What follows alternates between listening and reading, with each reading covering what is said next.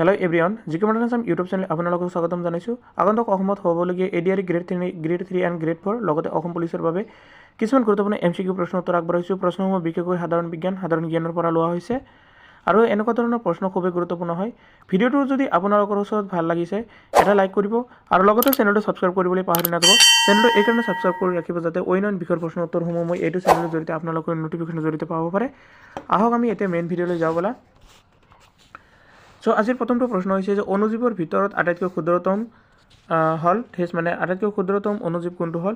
ইয়াৰ ভিতৰত চাব প্ৰথমটোত আছে ক নম্বৰটোত এক নম্বৰত কৈছে ভেঁকুৰ, খ নম্বৰটো প্ৰটোজোৱা, গ ভাইৰাছ আৰু ঘ বেক্টেৰিয়া। এইকেইটাৰ ভিতৰত সঠিক উত্তৰটো হ'ব অপশ্যন নাম্বাৰ 3 যিটো আছে মানে ভাইৰাছ হ'ব।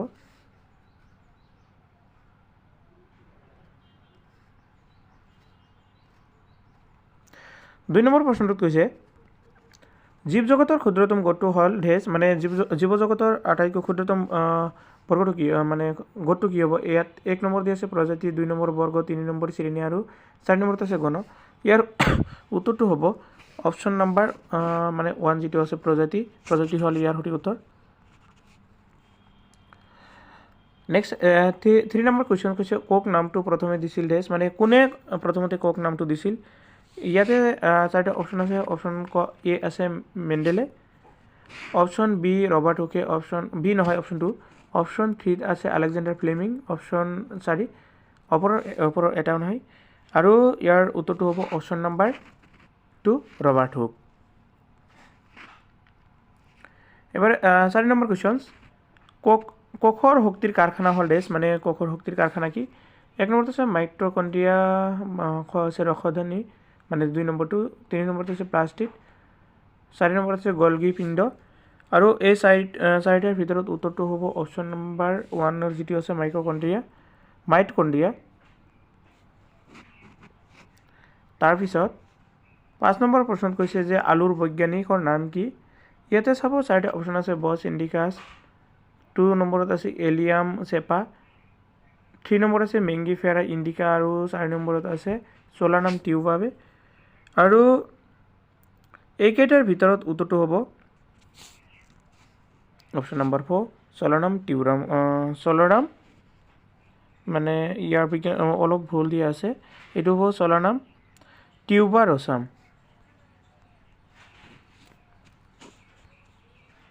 এবাৰ 5 নম্বৰ প্ৰশ্নত কৈছে তেজত ৰক্ত কণিকাৰ পৰিমাণ ঢেচ, মানে তেজত ৰক্ত কণিকাৰ পৰিমাণ কিমান থাকে। 1ত দি আছে 45%, 2 49%, 3 আছে 42%, 4 46% আৰু এইকেইটাৰ ভিতৰত উত্তৰটো হ'ব অপশ্যন নাম্বাৰ 1 যিটো আছে 45%, মানে তেজত ৰক্ত কণিকাৰ পৰিমাণ হ'ল 45%। এইবাৰ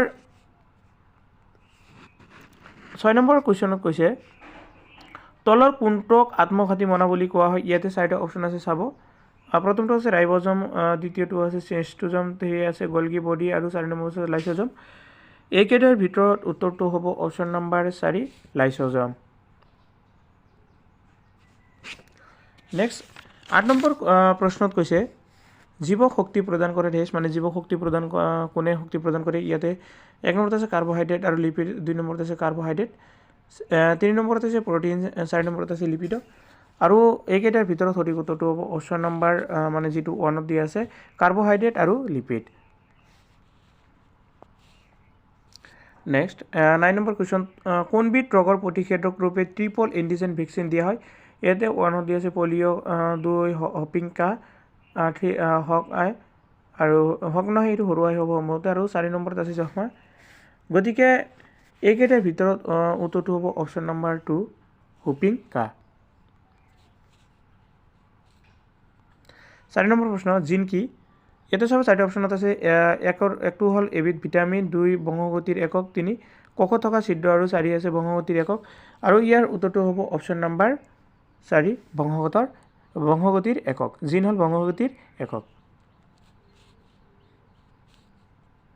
11 নম্বৰ প্ৰশ্নত কৈছে চাব কি ৰক্তদলৰ ব্যক্তিয়ে আন সকলো ৰক্তদলৰ ব্যক্তিৰ পৰা তেজ গ্ৰহণ কৰিব পাৰে।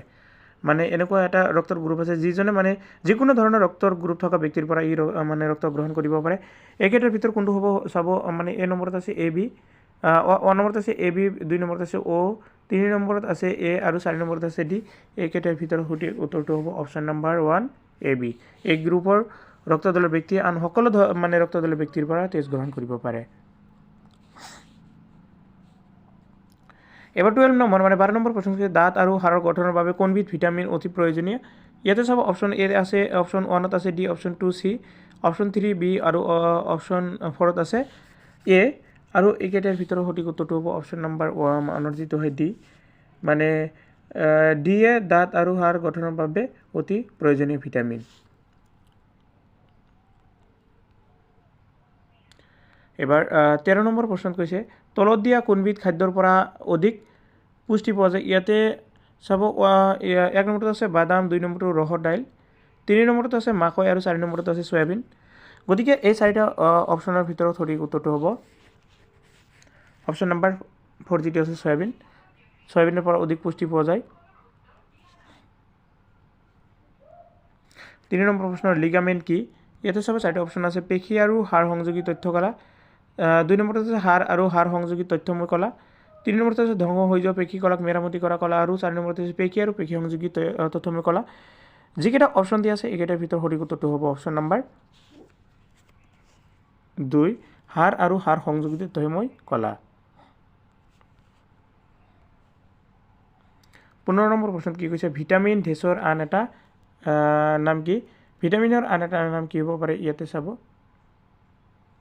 অপশ্যন 1 দি আছে ফলিক এসিড তাৰপিছত অপশ্যন 2 আছে সাইট্ৰিক এসিড অপশ্যন 3 আছে এক্সব্ৰিক এসিড আৰু অপশ্যন মানে যেটো 4 আছে 4 দি আছে নিয়াচিন গতিকে ইয়াৰ ভিতৰত উত্তৰটো হ'ব অপশ্যন নম্বৰ 3 নম্বৰ যেটো মানে 3 এক্সব্ৰিক এসিড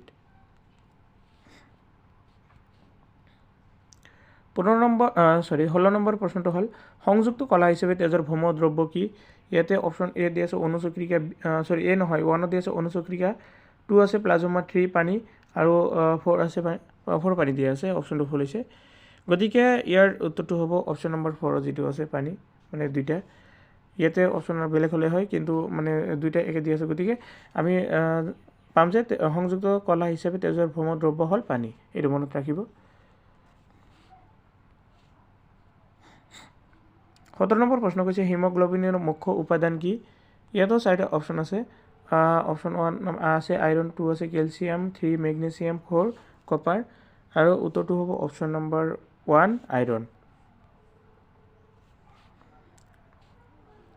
18 নম্বৰ প্ৰশ্ন তলৰ কোনটো প্ৰজনন প্ৰক্ৰিয়া ইয়াতে চাব চাৰিটা অপশ্যন আছে 1 আছে নিকেশন 2 জোড়া কলম 3 ডিভাজন আৰু 4 আছে দ্বৈত নিকেশন ইয়াৰ উত্তৰটো হ'ব অপশ্যন নম্বৰ 2 জোড়া কলম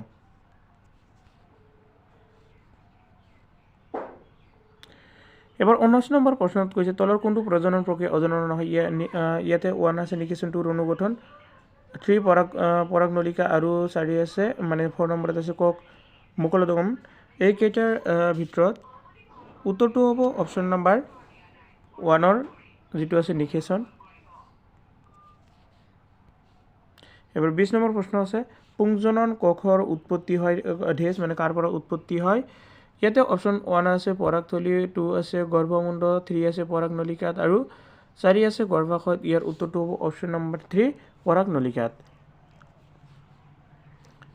21 নম্বৰ প্ৰশ্নত কি কৈছে হিমোগ্লোবিন ক'ত থাকে অপশ্যন এ আছে লোহিত ৰক্তকণিকাত মানে 1 দি আছে লোহিত ৰক্তকণিকাত 2 আছে লিপিডত 3 হেতৰ ৰক্তকণিকাত আৰু 4 আছে অনুচক্ৰিকাত এই কেইটাৰ ভিতৰত উত্তৰটো হ'ব অপশ্যন নম্বৰ 1 লোহিত ৰক্তকণিকাত হিমোগ্লোবিন থাকে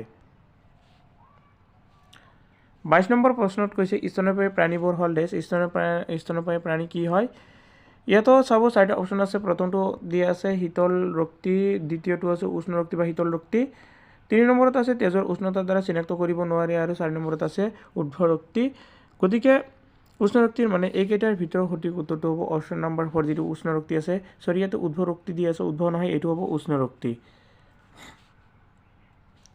এবাৰ নেক্সট প্ৰশ্নত কৈছে মানুহৰ দেহত কেইডাল হাড় থাকে আমি সকলো জানো নিশ্চয় মানুহৰ দেহত কেইডাল হাড় থাকে এটো আপোনালোকে কমেন্ট কৰি কমেন্টত জনাই দিয়ক সামনে কোনে কিমান সঠিককৈ এনসাৰ দিব পাৰে নেক্সট তাৰ পিছত কোৱেশ্চন আছে আজিৰ একেবাৰে শেষৰ প্ৰশ্ন মানুহৰ মগজুৰ কোনটো অংশ বৃহত্তম এটো চাব অনত দিয়া আছে মেডুলা অবলংগাটা চেৰিব্ৰাম আৰু ওপৰৰ এটাও নহয়, কিন্তু ইয়াৰ উত্তৰটো হ'ব অপশ্যন নম্বৰ 3 চেৰিব্ৰাম। আজিৰ ভিডিঅ' এইখিনিলৈকে। আকৌ এবাৰ কৈছোঁ, ভিডিঅ'টো ভাল লাগিলে এটা লাইক কৰিব, লগতে চেনেলটো ছাবস্ক্ৰাইব কৰিব। আৰু ভিডিঅ'টো সম্পূৰ্ণ কৰি চোৱাৰ বাবে আপোনালোকক সকলোকে আকৌ এবাৰ ধন্যবাদ জনাইছোঁ।